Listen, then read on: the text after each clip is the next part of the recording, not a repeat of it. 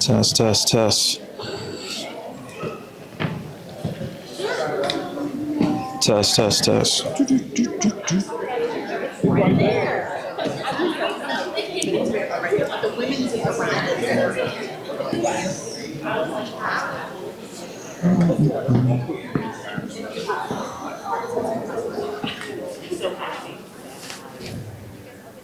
All right. You know it's dangerous when the leader gives you a thumbs up, so that means that we're ready to rock and roll, right? Let's do this. Hey, first and foremost, welcome. It's great to see each and every one of you. Hopefully the break was fulfilling. You were able to take care of your personal needs. It's not often that there is like a smorgasbord of wonderful things on the side for you to partake in, just to keep yourself hydrated and also, carbs in the belly. I do believe that our days start best when we have 3 C's. Are you ready? Carbs is one of them. Coffee, yes. Yeah. Maybe 4 C's, coffee and creamer, for those of you that like to jump on that. But there's one more C that really gets me going, and that's Claritin, because you just never know. Like the Midwest is something different, right? So again, team, welcome. It's great to have you, here in the space. My name is Darryl Diggs. I am honored to be in a particular place and space where my office is on 270. I'm all over the place, but it's with purpose, right? As I look across the room from one side to the next, I get to see, all the different places in which you will be throughout this school year and also into the future. Hazelwood is near and dear to my heart. Lived there for quite a long time, graduated from Hazelwood Central, right? The St. Louis question. But then again, Pattonville is also special to my soul as well. Lived there for quite a few years. Kids went through there. And my neighbors are amazing individuals. Have you ever lived next to someone or in a community or neighborhood where everybody's watching your stuff? That's a level of security that we love, right? But then also, as I look across the whole room with all the tables, every school district needs you. SSD needs you. You're here for a purpose. And again, I don't want to put the cart before the horse, but in today's conversation is really about what my office encompasses. And also it connects to what you've been experiencing thus far in charting the life course, where we're trying to make something really impactful and deep for kids. So here we go. Again, Darryl Diggs with a really, really long title, Diversity, Equity, Inclusion, and Accessibility, a lot of letters. But let me just make it really, really simple. All of us are here to provide great service for kids, period. And in order to do that, we have to layer in avenues for us to make sure that we include each person, everyone feels valued, they have access, and that, we are bringing in the best and brightest to make sure that we're meeting the needs of our best and brightest. Does that make sense? All right, so that's the elevator pitch. Let's get going into today's conversation. So it is important that I say this so that I don't jump into any copyright infringement, but there is a game that I believe some of us are very familiar with, and it's titled Guess Who? Is anybody familiar or know about this particular game? All right, good. All right, so I'm not promoting the game. I'm not saying that, go out and buy it. So I feel like I need to say that because I don't want to jump in any hot water. But let's go here. I want to talk about each student. We are very proficient when it comes to talking about all. I'm with you. But if we can get to each, that's when we're able to be really individualized when it comes to the service and need for kids. So having said that, there is a game that I would like for us to really think through and use it as an avenue to have a deeper conversation amongst yourselves at your table and then also throughout the rest of our orientation. Now, in the game, I'm gonna use it as a mirror where you might see yourself. You also possibly will see your children that you're going to meet very soon.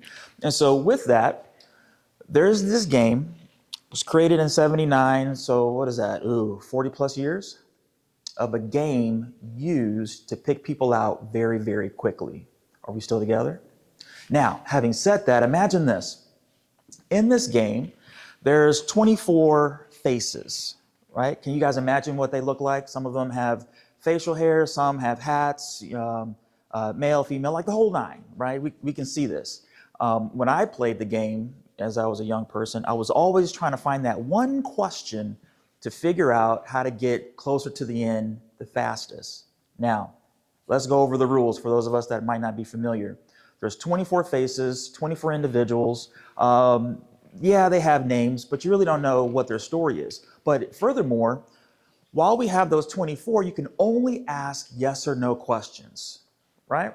So for those of you that have played the game, give me an example of a yes or no question that you may have used when you played that game. Go.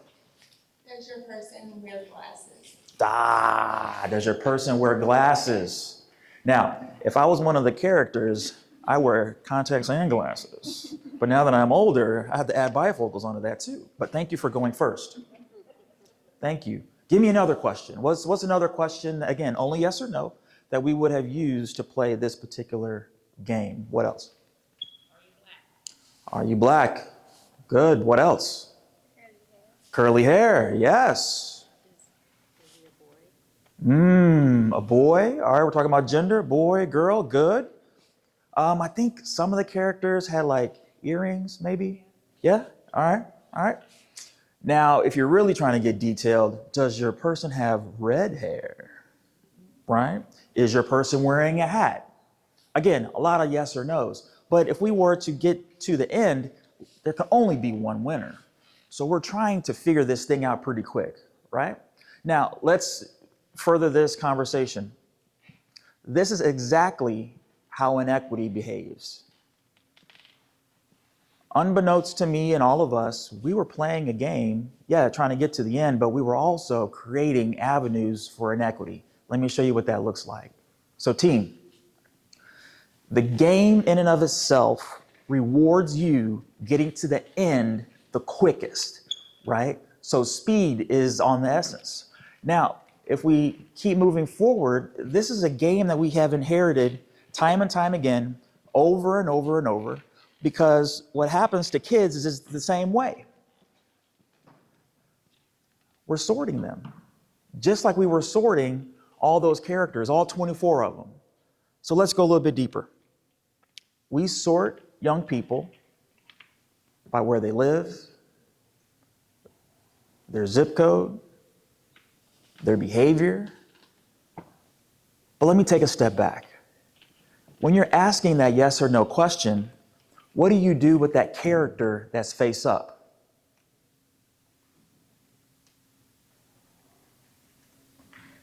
Let me say it in another way. All 24 characters are face up. True? But when you're asking that yes or no question, if you think you got it, or if it's not that person, you're doing what? You're putting them down. So now we're together.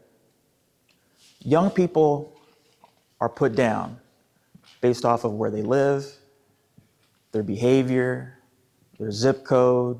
Let's keep going. Their test scores, ability levels, right? It gets better, or maybe it gets worse. Their accent, what they look like, what they're wearing, their culture, their food, right? The things that are near and dear to them, what makes them unique, all right?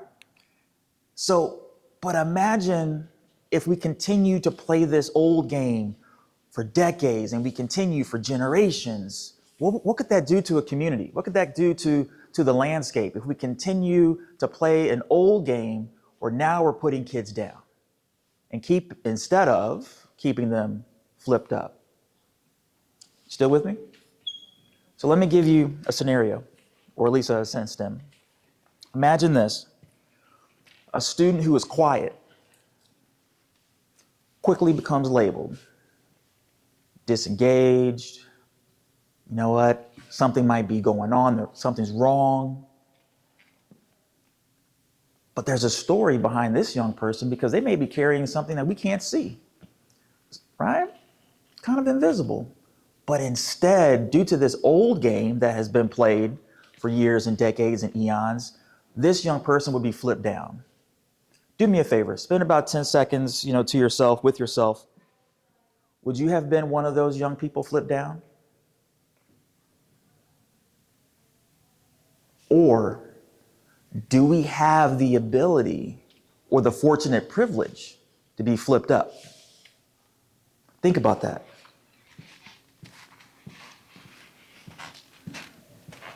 How many of us would have been a casualty of an old game and be flipped down?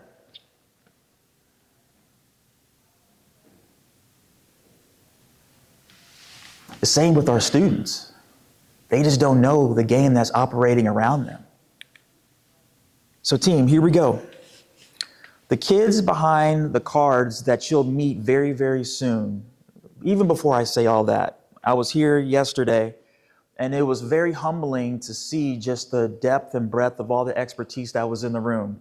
We have first year folks, 20 plus year folks. There are some folks that are going from para to teacher, just amazing, amazing.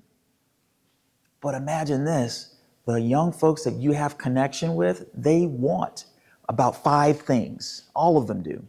One, first and foremost, they want to know that they're safe. I was talking to, small story, again, I go off on tangents. Kids went to a water park yesterday. My oldest is really into slides that are the highest and the steepest, right? That just go. Everybody else in the family, not so much, right? But he's the one. But having said that, he has a brother who's younger than him. And so in my conversation last night, before they went to bed, is this: your task, not only as a human on earth, but also as the oldest, is to make sure that your brother is not only physically safe, but emotionally safe. He wasn't able to make it happen. And you can imagine what a 10-year-old will go through if they're not able to follow behind their oldest.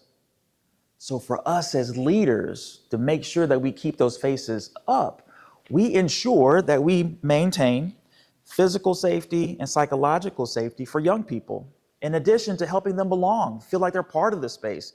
Hey, we need you here. I know for quite a few of us yesterday, I said, hey, I've been waiting for you, right? Because we're waiting for those kids. Third, out of 5, is that young people need to feel and understand that there's predictability in the space.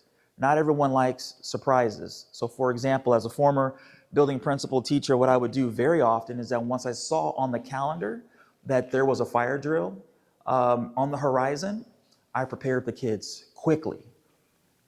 Because in order for us to maintain the environment that they love, that we want for them, we just need to know what's going on, right? Same with adults, just like us. Now, high expectations, obviously, and then last but not least, the kids behind the cards, they also need to know that we will refuse to reduce them, keep them face up. So as we round second, nearing third, in this old game of Guess Who, what is obviously missing, team, are the stories that the young people are carrying. I was checking in with Kevin Hart today. There's about 50 or so of us together. Each and every one of you have a story. You have a background. You have a family. You have ideas, interests, values, right? If we had the time to carve out today and I were to connect with each and every one of you, I would probably ask, like, hey, why did you become an educator? Who was the one that pushed you into this space? Was it a family member? Was it a neighbor? Was it somebody you saw on TV? I really wanted to be a Secret Service agent when I grew up. You want to know who propelled me to want to do something like that? Will Smith and Men in Black, right? But then I had a phenomenal high school teacher. His name was Mr. Barnes, older gentleman, African-American, glasses, and he took no stuff. I really didn't like going to his class. But the reason why I loved his space is because he had high expectations. He gave me all my papers back in red ink. But I knew that it came from a good place. And so just understand this. You're not here by accident, right? You're not here to fill a space. You're not here to fill a vacancy. We need you here because you have proven and had conversations, and we've seen it. You can interrupt assumptions. We need that because when we assume, that's how kids get flipped down. You're also here because you're widening the narrative to accentuate the story that young people have. You're here for a purpose. And then the last two, again, safety, but you're maintaining that curiosity that all kids need to be face up still. And so team, expand what's possible in the spirit of diversity, equity, inclusion, and accessibility. Sometimes it gets a bad rep, but when we boil it all down to just this, it's expanding the avenue for all people to be seen and achieve the highest need for all of us. Okay? And so I have a couple questions. If you want, I think everybody will have access to these slides, but if you have a pen and paper, you probably want to jot these down. There are 4 questions that I want to impress upon you to take with you into your journey this year. Question number 1, as we're widening opportunities and possibilities for kids, is this: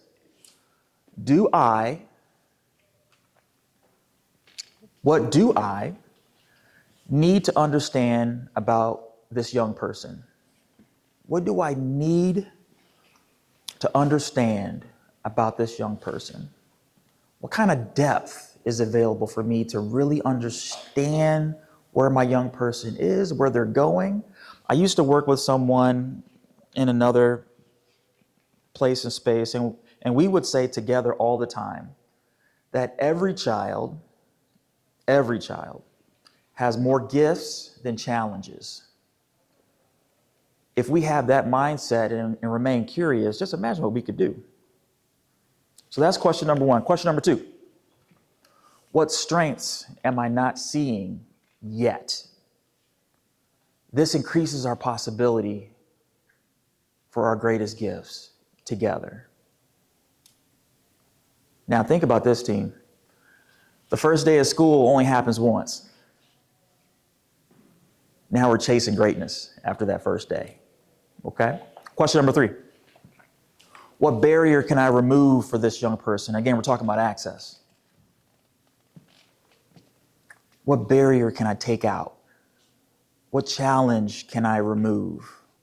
What hill can I dwindle down? What valley can I shore up? That was a lot more than 4, but here's the last one for real. What story is this behavior telling? What story is this behavior trying to tell us? Tell me. Because everything's communication. As I met with and connected with leaders a couple days ago, everything's trying to tell us something. The hardest part about leadership, about teaching and learning, is really communication. And also the expectations that we have on each other without the other person knowing. But that's another presentation. Here we go. So in rewriting the rules of the Guess Who game, there were very narrow possibilities on who had red hair, who had hats, who had facial features, who had a beard or a mustache, who had freckles. I don't think anybody said this, but I also asked questions like, hey, does your person have green eyes, right? Or are they brown eyes? Yes or no? And so in this old game, we won by reducing kids. So then I'm gonna challenge all of us to win by just expanding, remaining curious. And so that looks like this: asking those questions, lead deeply with curious and dignified spaces, and also shining a light on the gifts of young people. And so as we fly forward, my challenge to each and every one of you in this space, because again, we need you, you're here on purpose. There's no other place I'd rather be than with the folks that are working with our most marginalized groups of young people. And that's all of you. We need you. Whether you're here from St. Louis, able to answer that question, or if you're from a neighboring state, or a neighboring country. You're here on purpose.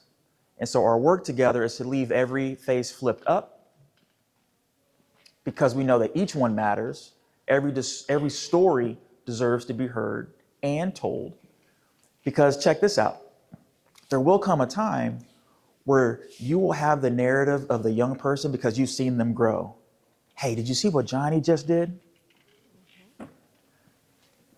Yeah, they might be giving you the blues, but let me tell you what they were able to accomplish, the story and the growth that they've been able to make.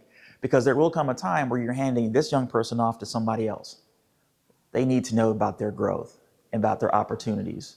Because unfortunately, you might meet someone that has that flip down mentality. They're going to need you to keep that young person flipped up. All right. So I just want to say, hey, welcome to the work. It's great to be with you. Great to see you. If you have any questions, if there's anything that myself or Jeremy Lowe can support you with, we're here for you. We've got your back. So again, thank you. Welcome to the experiment. Guess who? Again, they're not paying me. Here's my email address, but I'm really excited to be connected to some impassioned people that are willing to rewrite a game and keep kids flipped up and not pushed down. All right. Thanks, team.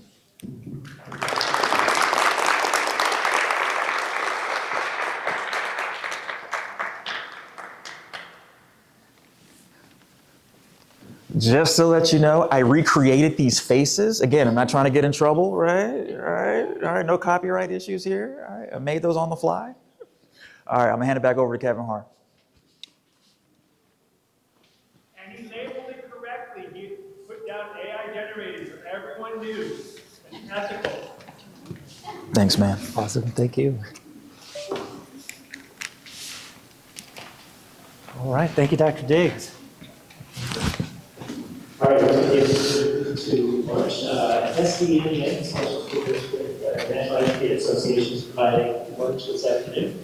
They're going to get set up here, so they should be, that shouldn't take very long, just a few minutes. We just want to show the instructions for what they're going to do. Lunch will be set up on these back tables here shortly, and then they'll talk a little bit about what SDN is doing. Thank you, Ms. Eaglin. Thank you, thank you, thank you. Appreciate you. Oh, thanks, man. People were taking notes. People really? all over. Oh, yeah. That's good. Very well done. That's good. Especially the four protocols.